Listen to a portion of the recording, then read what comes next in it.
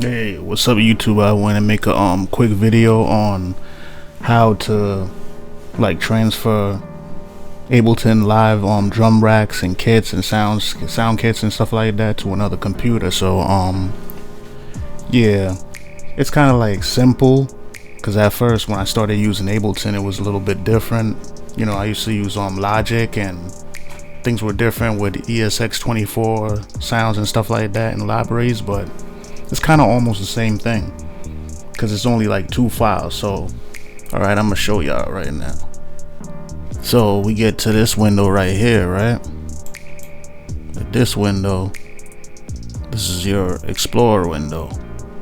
At least I call it Explorer window. And yeah, this is where we got the packs, user library, you know, all the good stuff, all the stuff that you have. Yeah, I got all the folders and everything, but for this sake we go to user library. That's like the standard that's in everyone's Ableton. And then that's the folder that we have like clips. So clips defaults and the groups, and then you'll see presets. And presets right here, this is where you're gonna find all the ADG files.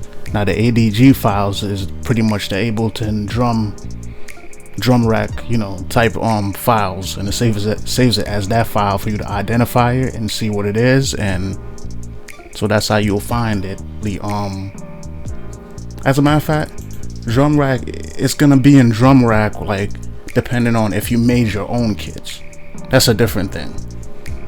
So yeah, you would have to like pretty much go into the drum rack. For me, the stuff that I want to transfer to another computer is the kits that I got from Machine. So I got some sound kits from Machine. So my stuff, drum rack is where you want to go if you have your own stuff, or you would have other stuff like whatever you saved there or wherever you saved it as. But these are gonna be like the ADG files. All right, so let me see. So I'm going to Kit Maker kits, because that's the software I use to actually change and convert machine file project kits to Ableton. So mine's is in here, so I will have to go back into machine kits, and then these are all the ADGs that's inside machine kits, which is the ADGs, you know, Ableton drum tracks, and these are all the kits. So I would have to take this whole folder, machine kits with all the ADGs, and then transfer it over. And I will have to put it into like a new folder on my desktop or whatever you use in Mac or Windows. Create a new folder and then name it something. And then what's next is, so you have to go back to user library, right? Click all these arrows to get out and get back. So then in user library, then you would find the folder samples, and then it's gonna be under imported. So everything that you did should be in this folder. Everything you did should be in the imported. So a lot of the stuff that I have Kit Maker samples, so it would be the samples that goes with the ADG files. So I will have to grab the machine kits joint that I made, and then I'll drag it into another folder on the desktop. And then, so this is how you get it to another computer. You get it to another computer by when you go into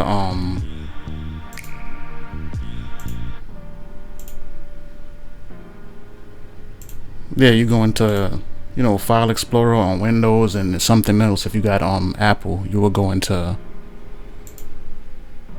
Documents, and then Ableton. So this PC, Documents, and then Ableton, and then you'll see all the, you know, packs and stuff that you installed in Ableton and all that stuff, or whatever you decide to put in there. then you'll see the user library. It's a black folder. It's a little black folder, and you click on that, and then you'll see presets, samples, grooves, and everything that you saw. So so in documents and in the user library from the Ableton folder that's in documents, you put it there. So then in presets, you would put the ADGs in a subfolder.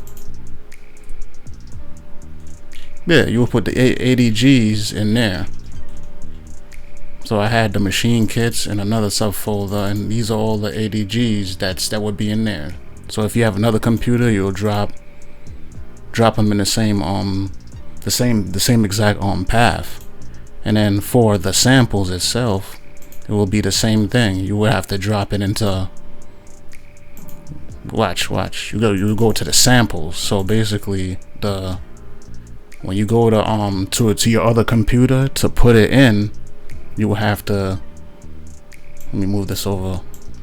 Yeah, when you go to your other computer to put it into your other computer, then Ableton will actually go and find it in the same way. So you'll put it in samples and then import it, and then you'll drop your folder there, and then it's gonna show up in Ableton, right? It's gonna show up in Ableton as it's not found. So let me go to a kit that I want to open that I just recently transferred over. So look, when at first Ableton is actually gonna say like they don't know where the file is. It's gonna be like an orange it's gonna be an orange thing at the bottom. It's gonna be an orange thing at the bottom that reads like data missing files. Like it's not gonna know where it is, but all you have to do is pretty much you click